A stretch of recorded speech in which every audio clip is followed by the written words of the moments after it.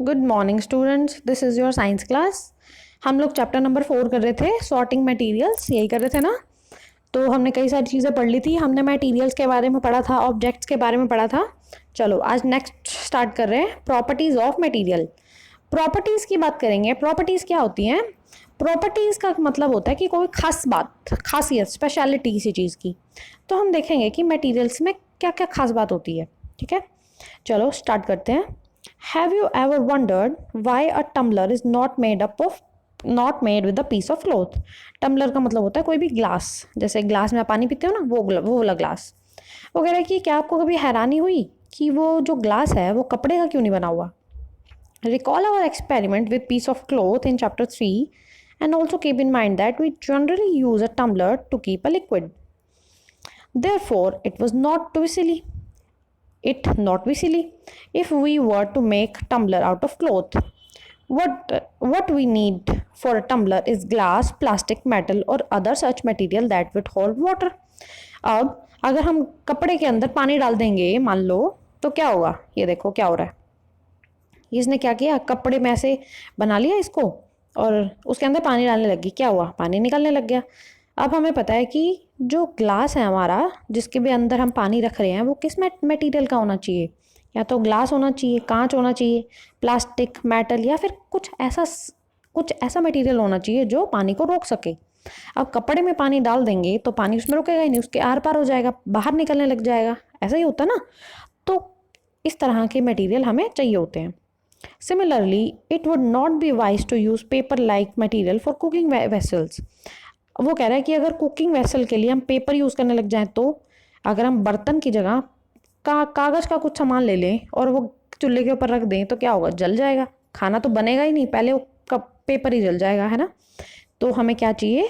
इस तरह का सामान चाहिए होता है जो उनको अपने अंदर रोक सके। We see then that we choose a material to make an object depending on its property. उसकी प्रॉपर्टी के ऊपर जो उसकी प्रॉपर्टी है, जो सामान की, ऑब्जेक्ट की, उसी हिसाब से मटेरियल लेते होते हैं। जैसे कोई लिक्विड है, कोई ऑब्जेक्ट लिक्विड है, पानी है, तो हम उसके लिए क्या लेंगे? कांच लेंगे, प्लास्टिक लेंगे, कोई मेटल लेंगे, इस तरह का सामान लेंगे ना, ताकि वो उसके अंदर सामान रुक सके।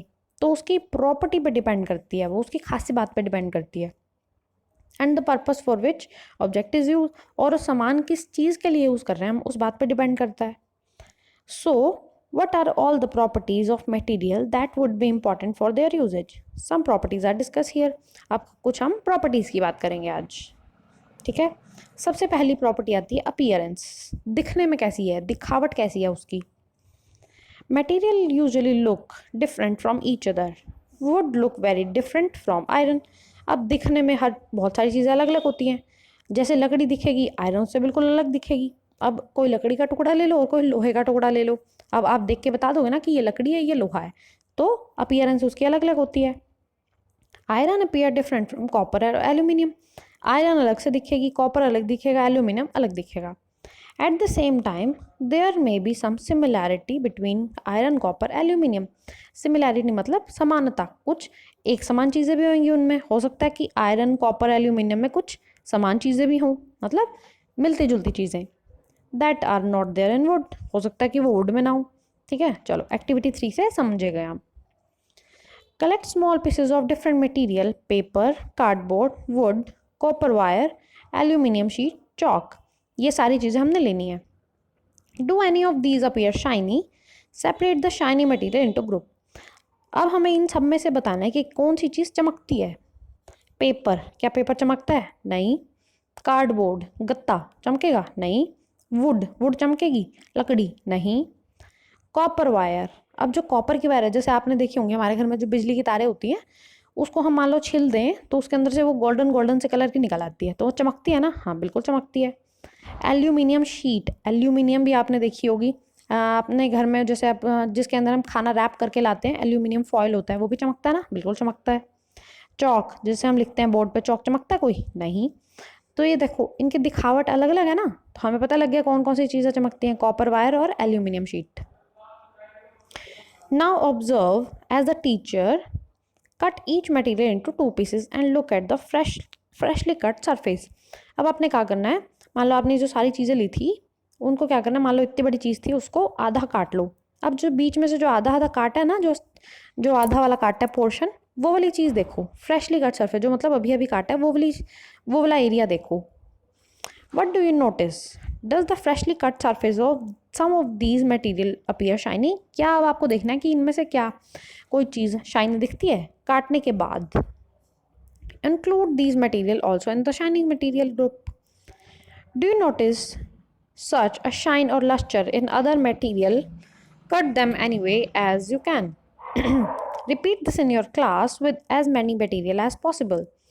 Make a list of those with or without luster. Instead of cutting, you can rub the surface of material with sandpaper to see if it has luster. तो हमें सिर्फ ये पता करना है कि काट के या फिर उसको घिस के कि वो चमकती है या नहीं चमकती। ठीक है। Materials that have luster are usually metals. अब हमने क्या कंक्लूजन निकाला इस बात से कि जो चीज़ें चमकती हैं ना वो क्या होती हैं, मेटल्स होती हैं। Iron, copper, aluminium, gold are example of metal. Iron हो गया, कॉपर, एल्यूमिनियम, गोल्ड, ये सब क्या हैं, मेटल होती हैं ये। Some metals often lose their shine and appear dull. कुछ चीज़ें ऐसी होती हैं कि जैसे मान लो कुछ पड़ी रही है ऐसे ही, तो वो गंदी गंदी सी लगने लग जाती हैं, उनके अंदर जो चमक होती है ना ख़त्म हो जाती है। Because of the action of air and moisture on them, और क्योंकि एयर और मॉइस्चर उन पर लग जाता है, पानी और हवा वगैरह उन पर लगता रहता है। We therefore notice the luster only on the freshly cut surface.